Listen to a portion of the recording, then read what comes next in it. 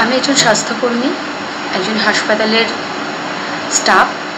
কালকের ঘটনায় আমি এতটাই দুঃখিত এবং এতটাই লজ্জিত, নিজেকে পরিচয় দিতে লজ্জা লাগছে যে আমি একজন স্বাস্থ্যকর্মী। একজন মা যে তার সন্তানকে নিয়ে চারটি হাসপাতালে ঘুরে বেরিয়েছেন শুধুমাত্র তার সন্তানের সুচিকিৎসার জন্য। আমরা তো প্রত্যেকটা বছরই দেখি কিছু না কিছু রোগ উৎপত্তি হয়। কোভিড-19 পেশেন্ট নিয়ে শুধুমাত্র আমাদের রাজ্যে নয়, বিশ্ব জুড়ে তাণ্ডব চলছে। আজ এই ব্যাপারটা তো কন্টিনিউ চলবে, এখনই তো সেটা শেষ হয়ে যাচ্ছে না। তাহলে যারা নন কোভিড পেশেন্ট, তাহলে তাদের চিকিৎসার কী হবে, তাদের স্বাস্থ্যের কী হবে? আমার একটাই প্রশ্ন আমাদের স্বাস্থ্যরক্ষা মন্ত্রীর কাছে, আপনাদের সমস্ত ইনস্ট্রাকশন দেওয়া সত্ত্বেও কেন কোনো হাসপাতাল পেশেন্টদের দেখছে না? আজ আমরা স্বাস্থ্যকর্মীরা শুধু নিজেদের কথা যদি ভেবে চলি, তাহলে আদার্স যেসব স্বাস্থ্যকর্মীরা, যেসব ডক্টরেরা, যেসব সিস্টারেরা তাদের জীবন বলিদান দিয়েছেন, তাদের জীবনের কী মূল্য রইল? এরকম তো বহু ডাক্তার সিস্টারেরা কোভিড পেশেন্টদের দেখে তাদের জীবনটা শেষ করে দিয়েছে। তাদের দেখে তো আমাদের শিক্ষা হওয়া উচিত। আমাদের তো ব্রত একটাই, আগে পেশেন্টের জন্য আমরা, আমাদের জন্য পেশেন্ট নয়। যদি আমরা আমাদের সেই ব্রতটাই ভুলে যাই, তাহলে কিসের জন্য এই পোশাক পরা? আমাদের খুলে ফেলা উচিত এই পোশাক, আমার সেটা মনে হয়। আমি ভীষণ পরিমাণে দুঃখিত, আমি চোখের জল আমি নিজের ধরে রাখতে পারছি না। আমার এটা ভেবে কষ্ট হচ্ছে, আমি এমন একটা রাজ্যে বাস করি আর আমি এমনই একটা জায়গাতে কাজ করি, আমার এই পোশাকটা পরতে আমার নিজের কষ্ট হচ্ছে যে দায়িত্ব জ্ঞানহীন, আমরা এতটাই দায়িত্ব জ্ঞানহীন হয়ে গেছি। সবার কাছে একটাই অনুরোধ, আমার যত স্বাস্থ্যকর্মীরা আছে এবং স্বাস্থ্য দপ্তরের কাছে আমার একটাই অনুরোধ, আগে পেশেন্ট। মৃত্যু তো আমাদের যে কোনো উপায় হতে পারে, নিজেদের বাঁচানোর জন্য অপরকে মৃত্যুর মুখে ঠেলে দেবেন না। আজকে কোনো মানুষকে যখন খুন করা হয় তখন সে ক্রিমিনাল হয়, তার প্রতি আইনি ব্যবস্থা নেওয়া হয়। তাহলে আজ আমরা যারা কোনো পেশেন্টকে মৃত্যুর দিকে ঠেলে দিচ্ছি, আমরাও তো সেই ক্রিমিনালই হলাম। আমাদের উপর তাহলে আইনি ব্যবস্থা নেওয়া হোক। আমার কোনো মুখের ভাষা নেই, আমি বলতে পারছি না। আমি ভীষণ পরিমাণে লজ্জিত, ভীষণ দুঃখিত এই ব্যবস্থা দেখে। আমার শুধু একটাই অনুরোধ, হাত জোর করে অনুরোধ, যদি অতটাই নিজেদেরকে মনে করেন ভীতু, তাহলে এই প্রফেশন থেকে নিজেদেরকে দূরে সরিয়ে আনুন। মানুষের পাশে থাকার মতন যদি আপনাদের ক্ষমতা না থাকে, তাহলে আপনারা মানুষ নন, আপনারা মানুষ হওয়ার যোগ্য না। আপনারা বাড়িতে থাকুন, পশুদের সঙ্গে গিয়ে থাকুন, তবুও পশুদের কৃতজ্ঞতা বোধ আছে যেটা আপনাদের মতো মানুষদের নেই। এই বলে আমি আমার কথাটা শেষ করছি, আর কিছু বলার ভাষা নেই আমার। জয় হিন্দ, বন্দে মাতরম। नमस्कार, मैं डॉक्टर अरुण कुमार। चीन को मात, नारे नहीं नीति चाहिए।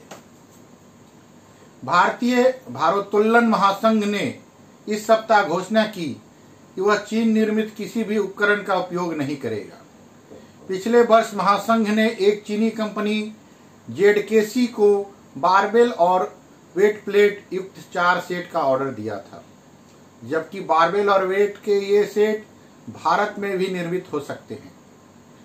इसलिए सवाल सिर्फ यह नहीं है कि क्या आयात किया जा सकता है, बल्कि यह भी कि क्यों किया जाता है। चीनी वस्तुओं का बहिष्कार और चीन से आयात पर रोक की मांग नई बात नहीं है। चीन जब भी वास्तविक नियंत्रण रेखा पर अपना असली रंग दिखाता है, छिटपुट तरीके से हर बार आक्रोश में ऐसी मांग उठती है, पर भावनाएं सिरघी भाव की तरह उड़ जाती है और सब कुछ पहले की तरह चलने लगता है। वर्ष 2010 से 2020 के बीच चीनी घुसपैठ बहुत बार हुई पर इस दौरान चीन से आयात 30 अरब डॉलर से बढ़कर 70 अरब डॉलर से ज्यादा हो गया।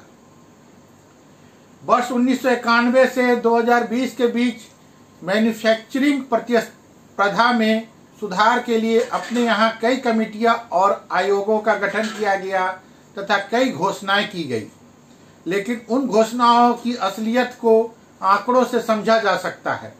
वर्ष 1998 में भारत ने चीन से 9 करोड़ डॉलर मूल्य की विद्युतीय मशीनरी का आयात किया। वर्ष 2020 में यह आयात 9 अरब डॉलर तक पहुंच गया। यहाँ तर्क दिया जा सकता है कि बिजली के उपकरणों में प्रौद्योगिकी भी शामिल है, पर अन्य आयात के बारे में क्या कहा जाए। वर्ष 1998 में भारत ने 3.90 लाख डॉलर मूल्य के फर्नीचर, गद्दे और विद्युत उपकरणों का चीन से आयात किया था, जो वर्ष 2019 में बढ़कर 90 करोड़ डॉलर को पार कर गया। चीनी मिट्टी और कांच के बने बर्तनों का आयात 30 वर्षों में 41 लाख डॉलर से बढ़कर 9.58 करोड़ डॉलर तक पहुंच गया। खराब नीतियों और अवसरों को गंवाने की कहानी दशकों पुरानी है। 1964 में जवाहरलाल नेहरू द्वारा नियुक्त होमी भाभा समिति ने 1962 में के युद्ध के बाद भारतीयों की गणित में दक्षता तो देखते हुए कंप्यूटर हार्डवेयर और सॉफ्टवेयर पर ध्यान केंद्रित करने की सिफारिश की थी, लेकिन अंध वैचारिकता में भारत ने IBM जैसी बड़ी तकनीकी कंपनी को बाहर जाने को मजबूर कर दिया और अवसर चूक गया। दुनिया की सबसे बड़े चिप बाजार कोरिया, मलेशिया, ताइवान और चीन में है। आज भारत सॉफ्टवेयर में अपने कौशल के लिए जाना जाता है, पर सॉफ्टवेयर के क्षेत्र में भी देश लगभग चूक गया है। 1991 में विदेशी विनिमय संकट तक कंप्यूटर और डाटा संचार के आयात पर हर तरह के प्रतिबंध में यह क्षेत्र ठप था।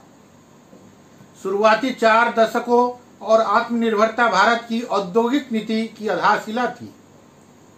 तब सरकारों ने इस धारणा के तहत काम किया कि आत्मनिर्भरता का मतलब है एक बंद अर्थव्यवस्था। उन्होंने विदेशी पूंजी, प्रौद्योगिकी और निवेश पर प्रतिबंध लगा दिया। नतीजन बहुत खराब औद्योगिकरण हुआ और विकास दर निम्न रही। उम्मीद जताई गई कि 1991 में लाइसेंस राज खत्म कर देने से बदलाव आएगा।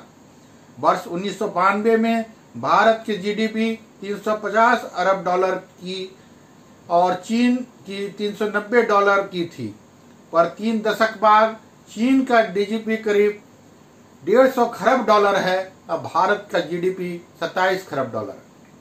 इस अंतर को निर्यात प्रतिस्पर्धा से समझा जा सकता है। चीन दुनिया का शीर्ष निर्यातक है, जो 25 खरब डॉलर का माल निर्यात करता है। ऐसा नहीं है कि भारत प्रतिस्पर्धी नहीं है। भारत का दोपहिया बाजार TVS, बजाज एवं हीरो 30 से ज्यादा देशों में दोपहियों का निर्यात करता है। भारतीय कार संयंत्र दुनिया भर में कॉम्पैक्ट मॉडल की डिजाइन और लॉन्च के वैश्विक केंद्र है। भारतीय कपड़ा उद्योग के दिग्गज और मिल दुनिया भर के शीर्ष ब्रांडों की आपूर्ति करते हैं। कम लागत वाली इंजीनियरिंग ने भारतीय इंजीनियरिंग कंपनियों को वैश्विक कंपनियों में शीर्ष पर रखा है। महामारी की स्थिति में आपूर्ति श्रृंखला पर विभिन्न देशों में पुनर्विचार ने एक अवसर पेश किया है। भारत निसंदेह सबसे बड़ा उभरता हुआ घरेलू बाजार है और इसका लाभ उठाया जा सकता है।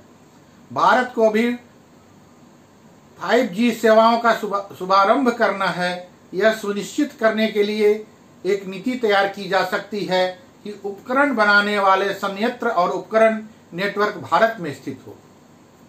जीवाश्म ईंधन से दूर जाने और इलेक्ट्रिक गतिशीलता की ओर आगे बढ़ने के लिए इसरो के पास उपलब्ध बैटरी टेक्नोलॉजी तथा ऑटो निर्माताओं के बीच तालमेल बैठाने की जरूरत है।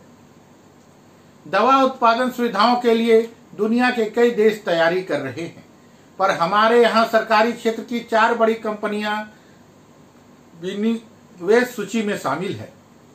उन्हें विशेष आर्थिक क्षेत्र सेज के रूप में नामित किया जा सकता है और भारत तथा दुनिया की बड़ी कंपनियों को फार्मा सामग्री, ड्रग्स और टीके के उत्पादन का प्रस्ताव दिया जा सकता है। ऐसी औद्योगिक समूहों के विकास से हो सकता है। बदलाव के लिए उत्पादकता के कारकों को बाधाओं से मुक्त करना जरूरी है। औद्योगिकरण के प्रमुख कारक भूमि और श्रम लगातार कानून और नियमों के उलझाव में फंसे रहते। भूमि अधिग्रहण को राज्यों पर छोड़ दिया गया है, पर राज्य सरकारें मंजूरी राज्य की बाधाओं को हटाने के प्रति अनिच्छुक है। हालात तो पर्यावरण की मंजूरी और भी जटिल बनाती है। सरकारी परियोजनाएं भी इस कारण अटकी हुई है। केंद्र द्वारा बनाया गया आदर्श श्रम कानून अप्रभावी है।